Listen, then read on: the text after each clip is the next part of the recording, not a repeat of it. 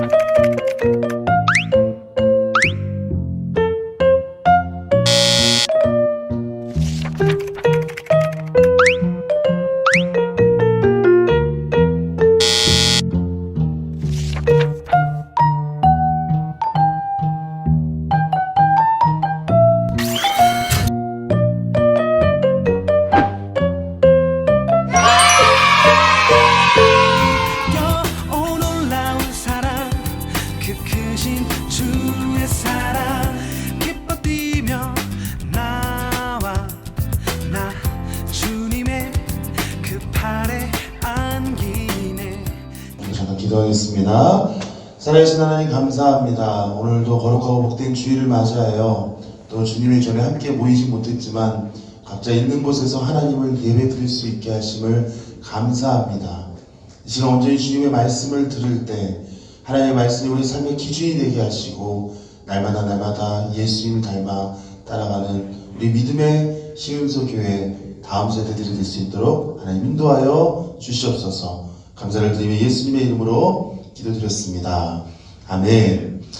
오늘도 거룩하고 복된 주일 여러분 각자 예배 처소에서 함께 모인 여러분을 주님의 이름으로 축복하고 환영합니다. 자, 오늘 첫 해가 아니죠. 새로운 시작 한 해 첫 주를 오늘 무슨 말씀으로 여러분과 함께 나눌까 고민하다가 오늘 이렇게 제목을 지어봤습니다. 함께 한번 따라 읽어주실래요? 예수의 흔적으로 살아가는 우리. 자, 올 한 해 2021년 한 해는 정말 코로나 때문에 비록 지금 코로나 끝나지 않았지만 우리가 각자 삶 속에서 이전보다도 주님을 사랑하고 이전보다도 주님을 기뻐하고 이전보다도 주님과 더욱더 가까워진 한 해가 되길 바라면서 예수의 흔적으로 살아가는 바로 여러분이 되기를 간절히 소망합니다. 자, 우리 2021년 시흥소 교회 표 슬로건이 있습니다. 뭐냐면 존쌤을 따라해주세요. 함께 꿈꾸고 함께 일어나 함께 갑시다. 우리가 정말 믿음 안에서 서로 한 자리에 모이지 못해도 우리가 함께 꿈꾸고 함께 일어나 함께 가는 2021년이 되기를 간절히 소망합니다. 여러분, 최고의 목동 선발 대회가 있었습니다. 여러분, 이스라엘에서 최고의 목동 선발 대회가 있었습니다. 여러분, 혹시 양을 본 적이 있습니까? 전도사님은 강원도에서 한번 본 적이 있어요. 양떼 목장을 한번 간 적이 있는데 진짜 양 되게 크더라고요. 우리나라에서는 사실은 돼지나 소나 개나 닭처럼 이렇게 흔한 동물은 아니지만 정말 그 고산지대 이스라엘에서는 양이 참 많아요. 근데 이 양의 목동이 이 양을 이끌어 가는데 여러분, 목동은요 양을 한두 마리 키우는 게 아니에요. 우리처럼 무슨 강아지 한두 마리 정도 키우는 게 아니라 목동 한 명당 양을 키우는 숫자가 대략적으로 물어보니까 500마리, 최소 500마리에 많게는 2만 마리, 3만 마리. 그러니까 목동 한 명이 양을 2만 마리, 3만 마리를 끌고 가는 거예요. 여러분 생각해 보세요. 얼마나 진짜 상상만 해도 진짜 양떼들이 어마어마하지 않겠습니까? 여러분, 목동이요, 그 양들 수도 없이 너무나도 많은 양들을 데리고 때론 풀도 먹이고 또 이렇게 끌어가서 물도 마시게 하고 이렇게 양을 키워갑니다. 그런데요, 이스라엘에서 실제로 최고의 목동 선발 대회가 일어났습니다. 목동 중에서 최고의 목동 오브 목동. 우리나라에도 미스코리아나 이런 선발대가 있잖아요. 요즘 미스터 트롯처럼 뭐랄까 최고 트로트 노래 잘하는 최고를 뽑는 것처럼 거기에서도 목동 중에서도 목동 오브 목동, 최고의 목동을 뽑는 목동 선발대가 있었는데 여러분, 목동 선발대가 있다는 소식을 듣고 전국 각지에서 목동들이 다 몰려들기 시작했어요. 여러분 생각을 해보세요. 최고의 목동에 대한 기준이 뭘까요? 뭐 힘이 센 사람들 다 모였겠죠. 그리고 근육질, 뭐 전선생처럼 좀 근육질이 단단한 사람들도 모였겠죠. 그리고 좀 목동을 좀 오래 하는 사람들은 다 모였을 것 같습니다. 내노라 하는 사람들은 다 모였을 거예요. 그런데요, 많은 사람들이 내가 목동 중에서 최고야 라고 말하면서 이렇게 다 모였는데, 그 목동 최고 선발대회를 심사하는 심사위원들이 되게 이상한 주문을 합니다. 생각해보세요. 목동하면 힘이니까 어떤 뭐 힘 좋은 사람들은 뭐 근육질 몸매를 자랑하고 뭐 몸매가 뭐 탄탄한 걸 자랑했겠죠. 그걸 준비하고 갔는데 심사위원이 이렇게 말하는 거예요. 목동 여러분, 우통을 까세요. 무슨 말이냐면 옷을 벗으라는 거예요. 그리고 나서 심사위원들이 이렇게 한 사람 한 사람 살펴보고 최고의 목동이 뽑혔습니다. 누가 1등이 됐을까? 누가 최고의 목동이 되었을까요? 힘이 센 사람이 됐을까요? 아니면 좀 몸매가 예쁜 사람이 됐을까요? 아니면 꽃미남이 됐을까요? 정답은 몸에 상처가 많은 사람을 뽑았다고 합니다. 왜냐하면 그들에게 있어서 심사 기준은 힘이 센 사람이 최고의 목동이 아니었어요. 근육질의 몸매를 가지고 있는 소유자가 목동의 최고의 기준이 아니었어요. 목동이라 하면 자기가 지키고 있는 그 수많은 양들을 위해서 때로는요, 양이 가시덩굴에 빠지거나 잘못된 길로 빠지거나 혹은 다른 길로 빠져서 구덩이에 떨어져 있으면 그 양을 포기하지 않고 구하려면 그 상처를 받다라는 거예요. 그래서요, 목동들 전부 다 옷을 벗으라 해서 몸에 얼마나 상처 있는지 그 상처를 통하여서 아, 이 사람이 최고의 목동이구나 이렇게 선발했다고 합니다. 양들을 지키고 그들을 보호하기 위해 얻은 상처는 심사위원이 봤을 때는 정말 영광스러운 상처라고 생각했기 때문이죠. 그렇다면 여러분에게는 어떤 흔적이 있습니까? 이 땅을 살아가면서 그리스도인으로 마땅히 가져야 할 흔적이 있다면 무엇일까요? 오늘 본문에 바울은 이렇게 고백하고 있습니다. 본문 17절 말씀 우리 함께 그림 띄워주실래요? 함께 읽어보겠습니다. 시작. 이후로는 누구든지 나를 괴롭게 하지 말라. 내가 내 몸에 예수의 흔적을 지니고 있노라. 지금 바울은 이렇게 고백하는 거예요. 내가 내 몸에 무슨 흔적이요? 예수의 흔적을 지니고 있다라고 말을 합니다. 여기서 흔적이라고 하면 헬라어로 스티그마타라고 말하고 있는데 이 단어의 의미가 뭐냐면 종이 주인에게 애속되었다라는 것을 입증해 주는 약간의 낙인인 거예요. 낙인. 여러분, 바울이 고백하는 예수의 흔적이 무엇을 말하고 있을까요? 그건 단순히요, 우리가 생각하는 어떤 문신의 개념, 몸에 뭘 새기고 이런 흔적을 의미하는 게 아니라 예수의 흔적이라 하면 내가 예수님처럼 살고자 노력한 흔적들, 발버둥을 의미하는 거예요. 여러분, 우리 그리스도인이 어떤 흔적이 가져야 될까요? 우리에게는 예수 그리스도를 닮아가야 될 흔적들로 가득 차야 될 줄 믿습니다. 그냥 단순히 교회만 왔다 갔다 하는 그런 신앙이 아니라 정말 예수를 믿는다면 오늘 내 마음에, 내 몸에 예수님을 닮고자 하는 흔적들이 우리 시은성의 다음 세대들 여러분의 있기를 간절히 소망합니다. 오늘 바울이 고백하는 예수의 흔적, 이건 단순히 어떤 문신, 잘 보이기 위해서, 좀 세 보이기 위해서 어떤 문신 같은 그런 개념이 아니에요. 예수님처럼 예수님 말씀대로 살려고 하는 그 발버둥을 의미합니다. 목동이 양을 지키려고 그들의 양을 보호하고자 때론 그 양들이 구덩이에 빠지고 양들이 다쳤을 때 그냥 내버려두지 않고 그 양들을 구하기 위해서 만사를 제쳐두고 양을 구했던 것처럼 오늘 우리가 살아가는 이 땅의 그리스도인들의 모습 가운데는 예수의 흔적, 상황이 어떠하든지 어느 곳에 뭘 하든지 내가 예수님처럼 살고자 하는 내 안의 흔적들이 가득 차야 될 줄 믿습니다. 오늘 바울이 고백하는 예수의 흔적은 바로 이겁니다. 그런데 왜 바울은 자신의 몸에 예수의 흔적을 지녔다고 고백하고 있습니까? 오늘 성경을 좀 읽기 전에 바울이 이 고백을 한 이유에 대해서 살펴보려면 이 전후 상황을 이 배경 상황을 잘 이해해야 됩니다. 오늘 우리가 읽은 이 갈라디아서는 바울이 1차 전도여행 시에 이 갈라디아 지역에 있는 교회의 성도들에게 보내는 편지입니다. 그런데요, 바울이 그 교회를 세우고 비록 지금은 그 자리를 떠나서 계속 전도여행을 다니지만 그 갈라디아 교회에 문제가 생겼어요. 거짓 교사들이요, 그 교회에 들어와가지고 그들이 믿고 그들에게 복음을 전해준 이 바울에 대해서 의심을 품기 시작합니다. 거짓 교사들이 와서 미혹을 하기 시작해요. 막 이런 거죠. 야, 바울이 예수님께서 뭐 물이 포도주를 대고 기적을 해가실 때 바울이 옆에 있었어? 아니, 그럼 바울이 뭐 마띠아처럼 우리가 어떤 뭐 선출해서 얻어진 리더야? 아니야. 근데 왜 너희는 바울의 말을 믿어? 이렇게 갈라디아 성도들에게 이 바울을 의심하게 만들고 바울은 거짓 사도라고 지금 말하고 있는 거예요. 그러니까 갈라디아 교회 성도들은 혼란스럽기 시작한 거예요. 아니, 우리에게 복음을 전해주었던 그 바울이 가짜일까?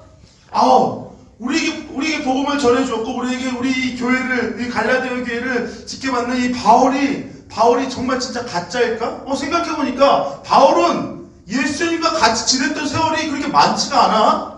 또 생각해보니까 마띠아처럼 공식적으로 선출된 적도 없어. 여러분, 갈라디아 교회 성도들은 혼란스럽게 시작했어요. 이 소식을 바울도 들었습니다. 그래서 바울은요, 그의 마음이 어땠을까? 내가 키우고 내가 양육하고 그들에게 복음을 전했던 애들이 거짓 교사들로 하여금 미혹당하기 시작하니까 얼마나 마음 아팠을까? 그래서 지금 같았으면 뭐 KTX를 타고 아니면 다시 돌아가서 야! 너희들 정신 똑바로 차려, 이렇게 말할 수도 있겠지만 그때 당시 바울은요, 편지를 쓰는 거예요. 누구에게요? 갈라디아 교회 성도들에게. 얘들아 아니야. 그러면서 그 바울이 편지를 쓰는 내용이 오늘 우리가 읽은 본문 말씀, 이 갈라디아서인 거예요. 그 가운데 바울이 이렇게 고백하고 있습니다. 자신을 두고 의구심을 품었던 수많은 거짓 교사들의 미혹에 대해서 바울은 이렇게 말하고 있는 겁니다. 누구든지 나를 괴롭게 하지 말라. 나는 내가 내 몸에 예수의 흔적을 지니고 있다. 이렇게 고백하고 있는 거예요.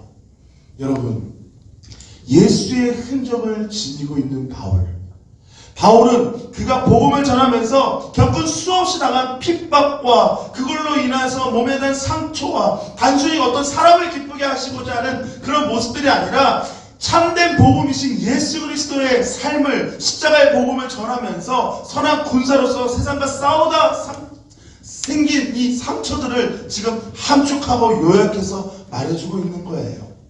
바울의 삶을 이 고백을 통해서 우리는 살펴볼 수 있죠. 바울은 단순히 사람을 기쁘게 하기 위해서 살았던 삶이 아니었습니다. 바울은 예수 그리스도, 다시 말해서 이 복음을 전하고자 때로는 힘들고 어렵지만 그 길을 피하지 않고 복음을 전하기 위해서 열심을 다했던 바울.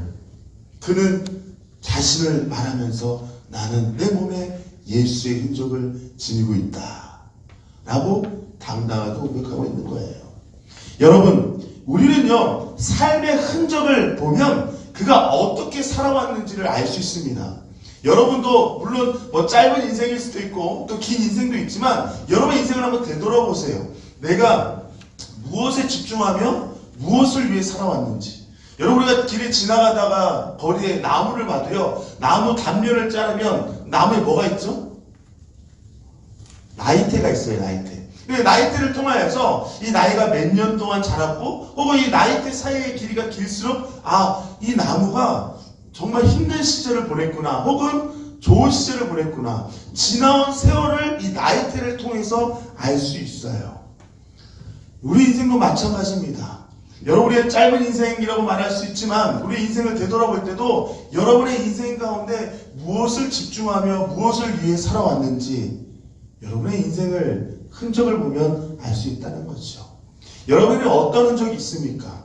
오늘 우리에게 중요한 것은 무엇일까요? 그리스도인들에게 정말 중요한 게 무엇일까요? 단순히 교회만 왔다 갔다 하는 출석 도장 찍는 것이 아니라 정작 중요한 것은 내가 예수님을 닮아가고 있는가? 이 질문 앞에서 여러분 얼마나 자유스럽게 당당하게 고백할 수 있겠습니까? 우리는요, 신앙생활을 단순히 출석도장 찍으면 나는 신앙생활 잘하고 있어, 내가 교회를 다니는 것만으로도 나는 그리스도인이야 라고 생각할 수 있을지 모르지만 아닙니다. 그리스도인이라면 말 그대로 그리스도 플러스인 예수님을 따라가는 사람들을 그리스도인이라고 말하고 있는 거예요.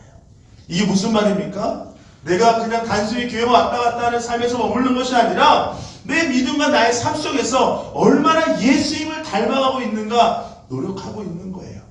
내 집이 얼마나 기독교 신자고 나는 뭐 모태신앙이 이게 중요한 것이 아니라 진짜 나의 삶 가운데 이전보다도 더욱더 주님을 사랑하고 어떤 상황 가운데서도 주님을 기뻐할 수 있는가. 요즘 한국교회 기독교인들, 그리스도인들이 왜 힘을 잃어갑니까? 바로 이 부분에서 넘어지기 때문에 그렇습니다. 예수님처럼 살아가고 계십니까? 예수님을 따라 살아가려고 노력하고 있으십니까? 교회를 다니면서도 기쁨도 없고, 교회를 다니면서도 아무런 감흥도 없고, 재미도 없고, 복음은 여러분 생각한 만큼 그만큼 째째한 게 아닙니다. 바울이 예수의 흔적을 지녔다고 당당하게 고백할 수 있었던 것은 그가 이 복음이 되신 예수님을 전하기 위해서 그 어떤 것도 마다하지 않고 그의 삶 가운데 예수님을 담도록, 비록 이전의 모습이 어떠하든지 내 안의 모습이 어떠하든지 거기서 주저하지 않고 오늘도 복음을 위해 살았다는 바울. 그는 당당하게 자신에게 그리고 남들에게도 고백하고 있는 거예요. 내가 내 몸에 예수의 흔적을 지녔다라고요. 여러분, 그렇다면 바울이 전했던 그 복음이 무엇입니까? 바로 한마디로 요약하면 십자가에 달린 예수님이에요. 여러분, 우리가 읽은 갈라디아서 저자 바울의 인생을 한마디로 요약하면 십자가를 자랑하는 바울이었습니다. 오늘 바울의 고백처럼 그렇다면 예수의 흔적을 지닌 자들의 모습과 삶은 어땠을까요? 오늘 두 가지로 요약해보면서 우리 친구들도, 우리 학생들도 정말 바울처럼 예수의 흔적을 닮아가는 삶이 되기를 간절히 소망합니다. 그렇다면 예수의 흔적을 지닌 자의 모습과 그의 삶은 어떠한지 이 바울의 편지 갈라디아서를 통해서 우리 살펴볼 수 있습니다. 첫 번째로는 갈라디아서 2장 20절입니다. 갈라디아서 2장 20절 바울의 편지죠. 내가 그리스도와 함께 십자가에 못 박혔나니 그런즉 이제는 내가 사는 것이 아니요 오직 내 안에 그리스도께서 사시는 것이다. 이제 내가 육체 가운데 사는 것은 나를 사랑하사 나를 위하여 자기 자신을 버리신 하나님의 아들을 믿는 믿음 안에서 사는 것이다. 여러분, 믿음 안에서 사는 것. 여러분, 믿음 안에서 사는 것. 여기서 믿음이 무엇일까요? 그 전에 가면 자기를 버리신 하나님의 아들. 자기를 버리신 하나님의 아들이 누구예요? 예수님이죠. 예수 그리스도를 믿는 그 믿음에서 출발하는 거예요. 여러분, 예수 그리스도를 믿으십니까? 단순히 예수 그리스도를 믿는다고 했을 때 네, 저는 주님을 믿습니다. 이 고백에서 끝나는 것이 아니라 우리 삶의 기준과 우리 삶의 목적이 예수로부터 시작되고 예수님으로부터 맞춰야 될 줄 믿습니다. 우리 이렇게 고백하잖아요. 주님! 주님 이렇게 고백합니다. 여러분, 이 주님이라는 단어의 뜻을 보면 한자예요, 한자. 주자가 무슨 주자일까요? 주인 주자예요. 주인 주자. 다시 말해서 우리가 주님이라고 고백하는 것은 그 어떤 무슨 습관적으로 주님 이렇게 고백하는 것이 아니라 주님, 주인 주자. 다시 말해서 예수님이 나의 주인이십니다 라는 고백이 이 단어에 포함되어 있는 거예요. 여러분, 앞으로 여러분이 주님이라고 고백할 때 이 그 고백 자체에 나의 인생의 주인은 바로 누구라고요? 내가 아니라 예수님이라고요. 그래서 그의 삶은 어떠하냐? 내가 내 마음대로 하고 싶어도 예수님의 생각을 다시 한번 생각해보고 나는 이렇게 하고 싶은데 예수님이라면 어떻게 하셨을까 고민해보고 설사 예수님의 생각과 나의 생각이 다를지라도 내 생각을 내려놓고 예수님의 생각을 선택할 수 있는 삶, 그런 삶을 사시기를 간절히 소망합니다. 오늘 바울은요, 그의 고백 가운데, 그의 편지 가운데 나를 위하여 자기 자신을 버리신 하나님의 아들을 믿는 믿음 안에서 산다라고 말하고 있습니다. 단순히 저는 예수님 믿어요, 그러니까 교회 다니는 거 아니겠어요? 여기서 해석되는 것이 아니라 정말 나의 주인으로 예수를 모시기를 간절히 소망합니다. 우리가 판단할 때 그냥 교회 다니는 사람들이 예수를 믿는 거 아니야 라고 생각할지 모르겠지만 성경은 분명히 말하고 있습니다. 교회에서뿐만 아니라 여러분의 삶 속에서, 학교에서, 학원에서 누굴 만나든지 어디에 있든지 여러분 그리스도인이라는 사실, 다시 말해서 예수님을 선택하고 예수님을 기억하며 예수님이라면 어떻게 하셨을까? 이 질문을 곰곰이 되새겨보며 예수님을 선택하는 삶이 되기를 간절히 소망합니다. 그게 바로 예수의 흔적을 지닌 자들의 모습과 그 흔적으로 살아가는 사람들입니다. 또한 한 가지 더 살펴보겠습니다. 두 번째로는 갈라디아서 6장 14절입니다. 갈라디아서 6장 14절입니다. 갈라디아 6장 14절에 바울은 계속해서 이렇게 고백하고 있습니다. 그러나 내게는 우리 주 예수 그리스도의 십자가 외에 결코 자랑할 것이 없으니 그리스도로 말미암아 세상이 나를 대하여 십자가에 못 박히고 내가 또한 세상에 대하여 그러하니라. 자, 여기서 이 본문 말씀 가운데, 이 말씀 가운데 우리가 좀 중요하게 바라볼 될 문구가 무엇입니까? 십자가 외에 결코 자랑할 게 없대요. 자랑할 게 없대요. 십자가를 자랑하는 삶.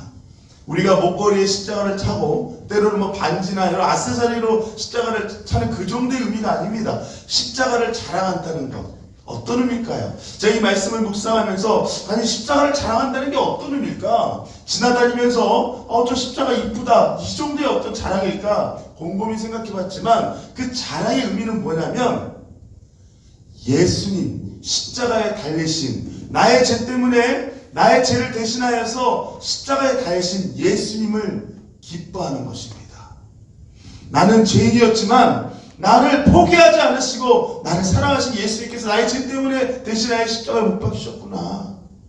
그래서 단순히 액세서리로 목걸이 차고 그걸 기념하는 정도의 의미에서 끝나는 것이 아니라 나를 구원하신 예수님의 그 사랑을 기억하며 그 십자가를 기뻐하는 거예요.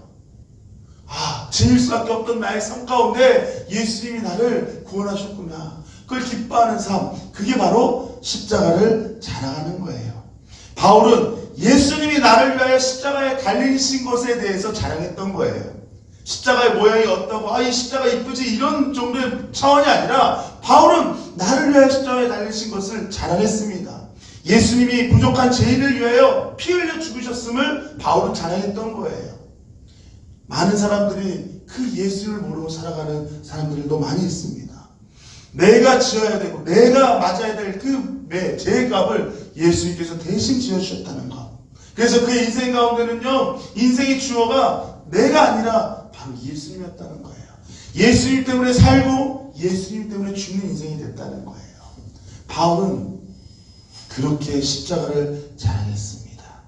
바울은 그렇게 예수님의 십자가를 자랑하고 그 십자가를 기억하며 살아갔습니다.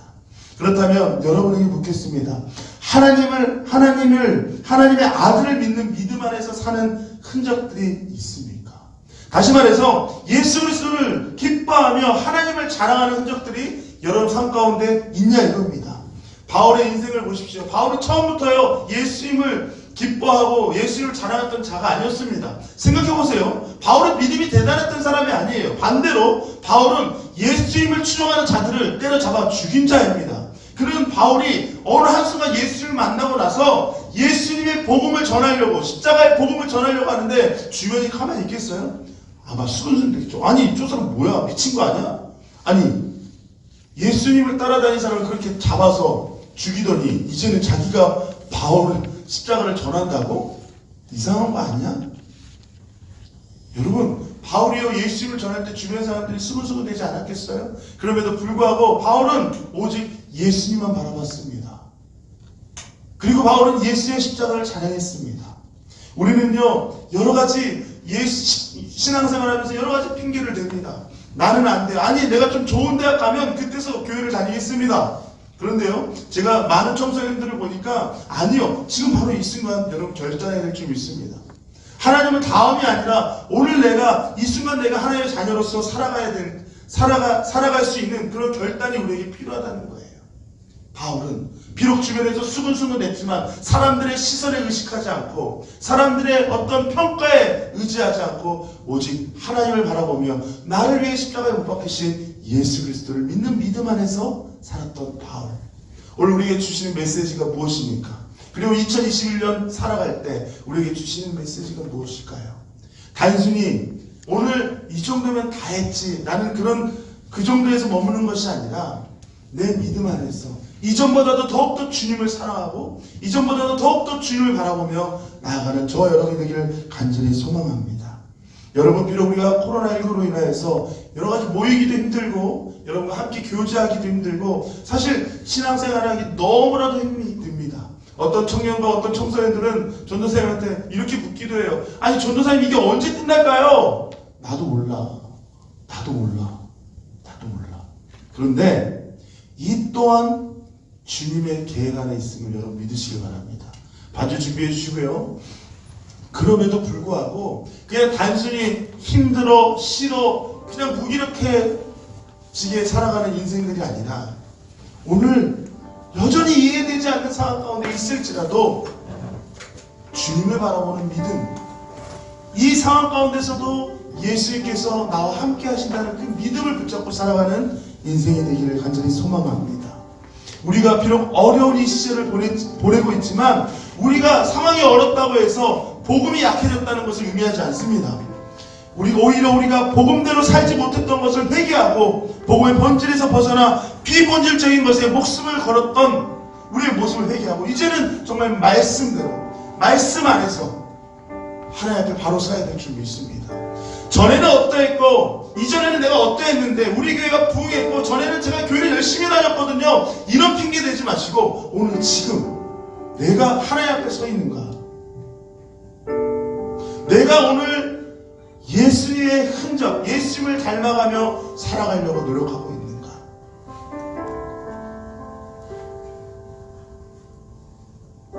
오늘 우리 시은석의 다음 세대들, 우리 중고등부 많은 이들이 하나님 앞에 서길 바랍니다. 누가 대신해 줄 수 있는 거 아니에요. 전도사님 여러분을 대신해서 해줄 수 있는 게 아니에요. 천국은 침노하는 자의 것이라고 했거든요. 여러분 각자가 하나님을 사랑하는 마음이 전보다 더 있기를 간절히 소망합니다. 이제는 고3이 되어서 고3이 되니까 중요한 시기니까 1년만 더 공부하고 대학 들어가면 그때서 열심히 하겠습니다. 아니요! 하나님은 그때를 기다리시는 게 아니라 지금도 여전히 여러분과 함께하고 계심을 믿으시길 바랍니다. 비록 어렵고 비록 나에게 주어진 상황들이 처절할지라도 나를 바라보며 희망도 없고 절망감이 들지라도 내가 과연 잘할 수 있을까? 내가 과연 잘 이겨낼 수 있을까? 난 할 수 있는 게 아무것도 없는데 할 수 있을까? 왜 주님은 나의 기도를 들어주시지 않지? 왜 주님이 없는 것처럼만 느껴지지? 여러분, 주님은 한 번도 우리를 포기한 적이 없으십니다. 문제는 주님이 아니라 하나님이 아니라 우리가 하나님을 포기했던 연약한 믿음이라는 것을 기억하시기 바랍니다. 바울은요 그렇게 예수의 흔적, 다시 말해서 예수님을 닮아 살아갔습니다.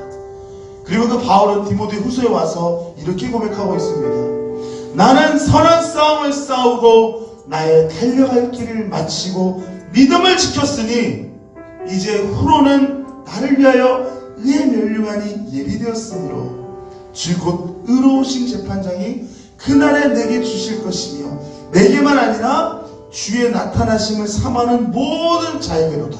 여기서 모든 자가 바로 오늘날 교회 다니고 그냥 왔다 갔다 하는 그냥 아무런 느낌도 없이 아무런 감정 없이 살아가는 그런 인생들이 아니라 오늘도 힘들고 어렵지만 예수님을 선택하는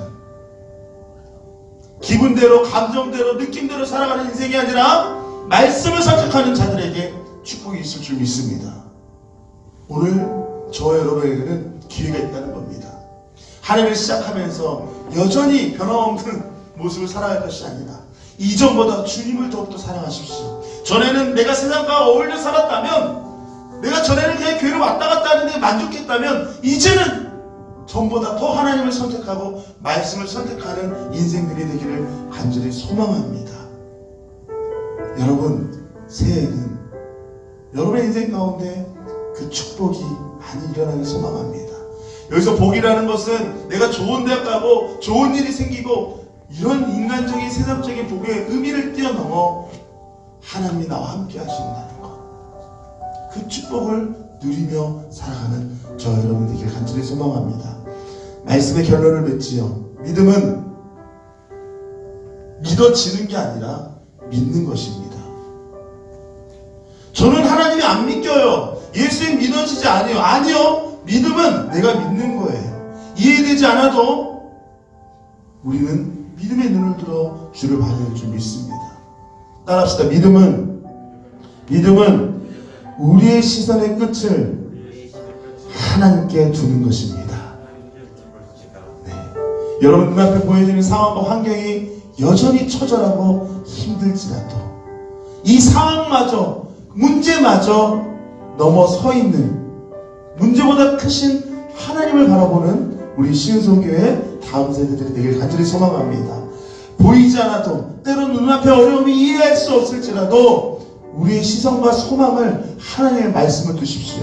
그래서 올해 우리 청소년뿐만 아니라 우리 전 교회, 우리 전 성도님들이 바로 바이블 타임을 합니다. 바이블 타임. 우리 친구들도 아마 이 책을 받은 친구들도 있지만 없는 친구들은 꼭 선생님을 통해서 꼭 신청해 주세요. 여러분, 이 어려운 시기에 어렵다고 주저하고 포기할 것이 아니라 더욱더 말씀을 가까이 함으로 말씀을 선택하여 말씀의 축복을 누리는 저 여러분이 되기를 간절히 소망합니다. 그래요, 바울이 예수의 인적을 살아갔던 것처럼 우리도 믿음의 눈을 들어 주를 바라보며 주님의 주신 기쁨을 누리며 살아가는 저와 여러분이 되기를 간절히 소망합니다. 우리 이 시간 좀 함께 찬양할까요? 확정되고 확정되어 싸우니 믿음의 눈 들어 주를 바라봅니다.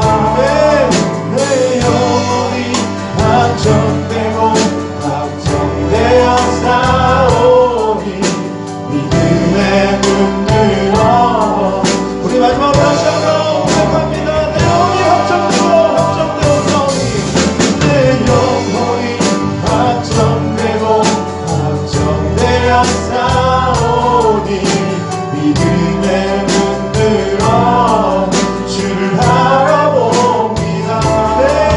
내 영혼이 확정되고 확정되어 싸우니 믿음의 눈 들어 주를 바라봅니다. 함께 좀 해주시고요. 우리 시간 그 자리에 함께 기도합시다. 여러분 잠시 눈을 감고 이 시간 주님께서 여러분의 고백을 듣기 원하십니다. 우리가 믿음의 선포를 하십시다.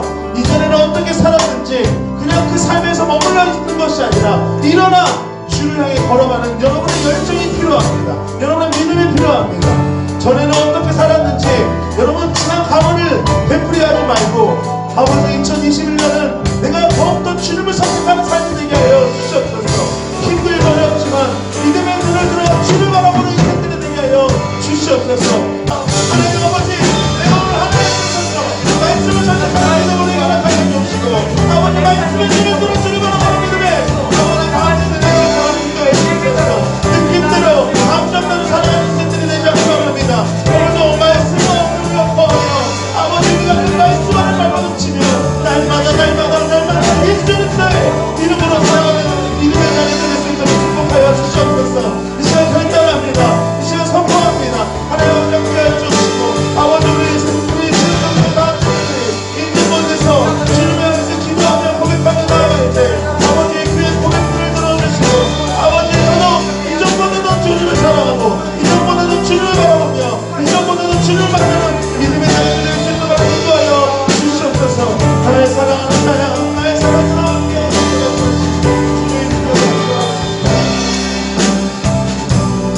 다시 한번 기도했으면 좋겠습니다. 여러분, 우리가 정말 마음 다해 고백하고 선포했으면 좋겠습니다. 우리가 죄인이라고 해서 연약해서 그냥 그 자리에서 머물러버리고 주저앉는 인생이 되는 것이 아니라 오늘도 여전히 포기하지 않으시는 그 하나님의 사랑을 누리며 주님의 말씀을 바라보는 저와 여러분들에게 간절히 소망합니다. 우리 다시 한번 기도하기 원하는데 주님 옆에 기도하며 나아갈 때 문제보다 상황보다 크신 하나님을 바라보며 우리가 날마다 말씀 안에 거하는 인생들이 되게 하여 주시옵소서. 우리 다시 한번 주님 앞에 기도하며 나아갈 때 2021년 한 해는 비록 여러가지 어려운 상황 가운데 있을지라도 하나님을 바라보며 말씀 안에 거하며 살아가는 저희들이 되게 하여 주시옵소서. 믿는 자에게 능치 못함이 없다고 이 차야의 가사의 고백같이 우리가 주님을 믿는 믿음이 성장하는 한 해가 되게 하여 주시옵소서. 우리 다시 한번 주여 한번 부르고 정말 하나님 나를 포기하지 마시고 나도 주님을 포기하지 아니하고 믿음의 눈을 들어 주를 바라보며 오늘도 주님과 함께 살아가는 주님을 선택하는 인생들이 되게 하여 달라고 우리 주여 한번 부르고 다시 한번 기도하며 나가겠습니다. 주여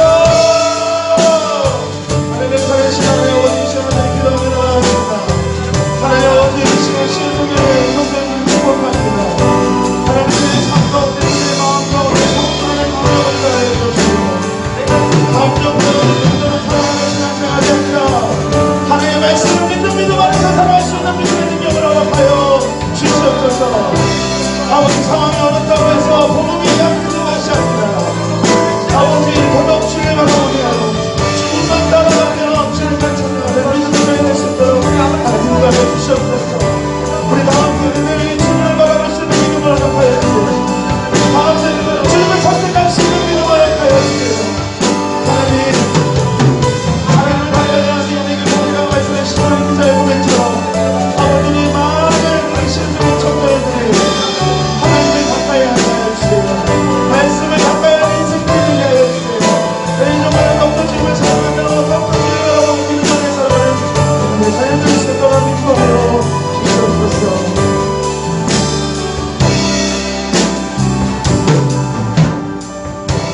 살아계신 하나님 감사합니다. 우리를 포기하지 않으시는 하나님의 사랑을 이 시간 고백합니다.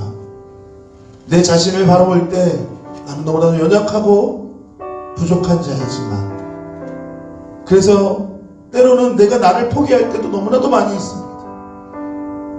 내가 과연 잘할 수 있을까? 내가 과연 다시 회복될 수 있을까? 사람들의 시선에 세상적인 평가에 짓눌려 힘들어하고 있는 영혼이 있지 않습니까? 그럼에도 불구하고 주님 우리에게 말씀하십니다. 나의 사랑하는 자야, 일어나 나와 함께 가자. 오늘 그 주님의 말씀을 붙잡으며 느낌대로 감정대로 살아가는 것이 아니라 영원히 변하지 않는 하나님의 말씀에 우리의 믿음을 두며 한 발짝 한 발짝 믿음의 발걸음을 걸어가는 우리 시온성교회 청소년들이 될 수 있도록 주님 인도하여 주시옵소서. 그래요, 단순히 나의 만족을 위해 살아가는 삶이 아니라 내가 어디에 있든 어느 곳에 무엇을 하든지 주님께서 기뻐하시는 삶의 모습으로 살아가게 하시고 세상이 원하는 사람보다 하나님이 원하시는 사람이 되게 하여 주시옵소서. 세상이 기뻐하는 사람보다 하나님이 기뻐하는 사람이 되게 하여 주시옵소서. 세상이 필요로 하는 사람보다 하나님이 필요로 하는 사람이 되게 하여 주시옵소서. 그래서 오늘 바울의 고백처럼 내가 예수의 흔적을 지녔다라고 당당히 고백했던 것처럼 나 또한 내 삶 가운데 예수의 흔적을 예수님 따라 살아가는 믿음의 증이 될 수 있도록 주님 인도하여 주시옵소서. 감사를 드리며 예수님의 이름으로 기도드렸습니다. 아멘. 우리 주기도문 하심으로 예배를 마치겠습니다. 하늘에 계신 우리 아버지여, 이름이 거룩히 여김을 받으시오며 나라가 임하옵시오며 뜻이 하늘 오늘날 우리에게 일용할 양식을 주옵시고 우리가 우리에게 제 진자를 사하여 준 것 같이 우리 죄를 사하여 주옵시고 우리를 시험에 들게 하지 마옵시고 다만 악에서 구하옵소서. 대개 나라와 권세와 영광이 아버지께 영원히 있사옵나이다. 아멘.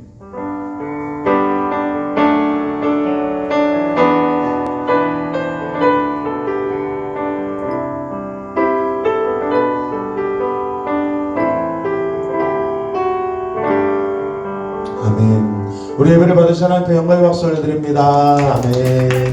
자. 그 사랑, 놀라우신 그 사랑, 내 맘속에, 내 삶 속에, 내 맘속에